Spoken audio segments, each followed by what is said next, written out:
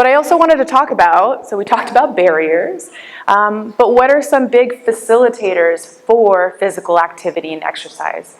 So there are gyms out there, and I wanted to highlight, and what I love about working at Strive is that it's a facility that's accessible and that is welcoming to people of all ability levels. So we have people that work out independently in wheelchairs, we have people that work out with their caregivers, we have equipment that can accommodate people of different sizes, also in wheelchairs, that can move the seat away so you could pull up and use the machine and feel like you can use it just like someone walking into a gym can.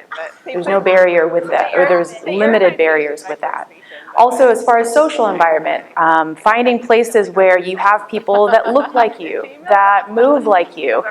You have coaches that are able to adapt the exercises to the things that you need and are able to help you create a specialized, individualized plan for your specific goals. Also being knowledgeable about what you present with too, because like we talked about already, MS is a variety of symptoms. Each person presents very differently.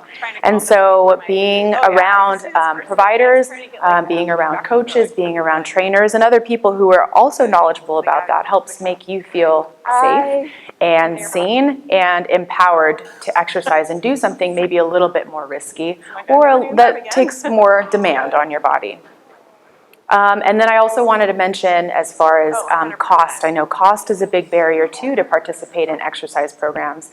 And so getting involved with something like My Strength Wellness, nonprofit organizations that can sponsor you or provide free community services and free exercise classes and education programs so that you can benefit from this as well. Okay, I wanted to jump into some of the recommendations, and these are like more recent. The slide didn't really turn out. I love this laser. The slide didn't really color very well, as you can see, but these are some of the more up-to-date recommendations for exercise with people with MS. So the number one thing is early evaluation to establish an individualized plan. And so whether that's seeing a physical therapist, an occupational therapist, a sports trainer, a personal trainer, getting involved with someone in order to identify what are the needs that you present with, what are the impairments, what are the mobility deficits, and how can we create a plan for you to even just start. Because as we all know, it's intimidating to go out and start exercise on your own. For me, starting exercise, I also have a hard time sticking to my exercise plan. And so it takes an extra community. It takes a community. It takes people around me to help keep me motivated and to participate. And we talked, one of the points that Dr. Jessam and Lindsay made was early detection and early treatment. Same thing for mobility. You don't want to wait until you're experiencing mobility deficits to start with an exercise plan or to start with rehab. The sooner you get started, the more you can prevent some of these mobility deficits from arising in the future or impacting you at a greater effect. Yeah, exactly. And then as far as exercise guidelines, what we know are the two big things that we want to focus on is aerobic training, so improving your ability, your endurance, and then also resistance training. So what the general recommendations are is 2 to 3 days of aerobic training a week, and that's about 10 to 30 minutes of moderate intensity.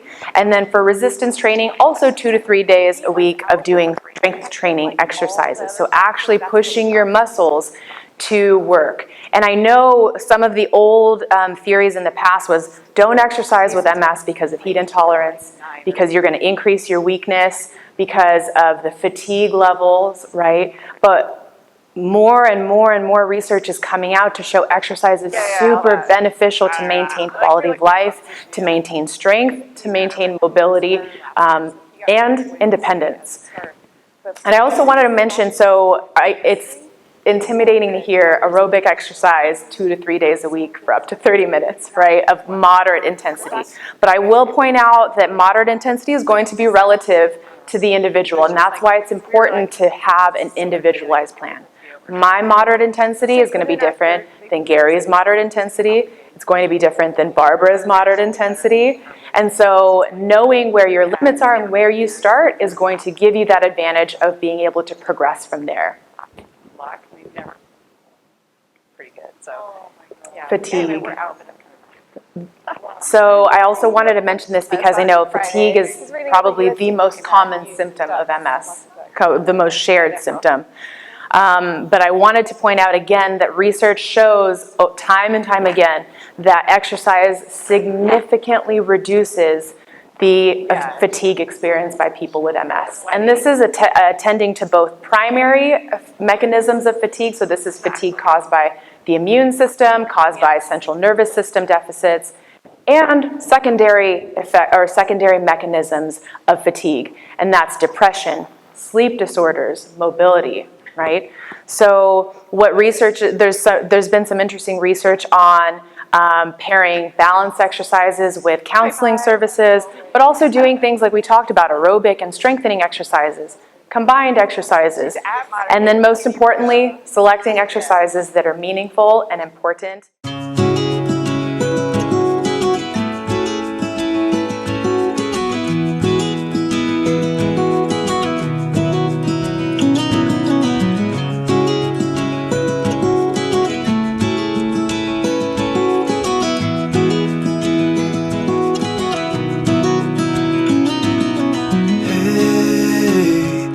You want to leave this place where we grew up, this old town, just put it all behind. Remember you and I would always find somewhere to hide when we were kids, so we could see and hear the water run. The river's gonna cry when you're gone.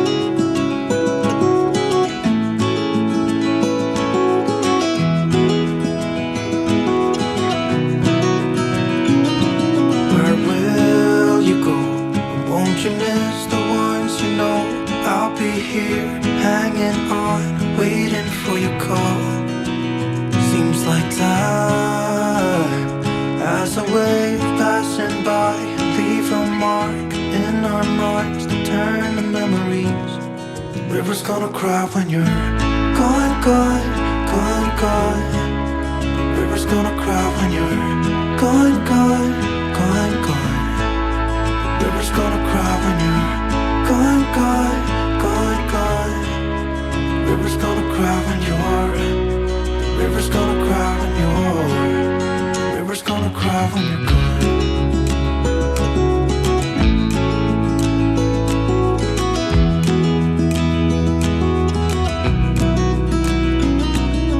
Hey, I was hoping you would stay, but I've always known you would go find your own way. I still see when we climbed up in those trees, 12 years old, to feel the wind and watch the river run. And the sun would always shine when we sat there, you and I. The river's gonna cry when you're gone, gone, gone, gone. The river's gonna cry when you're gone, gone, gone, gone. The river's gonna cry when you're gone, gone, gone, gone. The river's gonna cry when you're. The river's gonna cry when you're. The river's gonna cry when you're gone. It's gonna cry, it's gonna cry.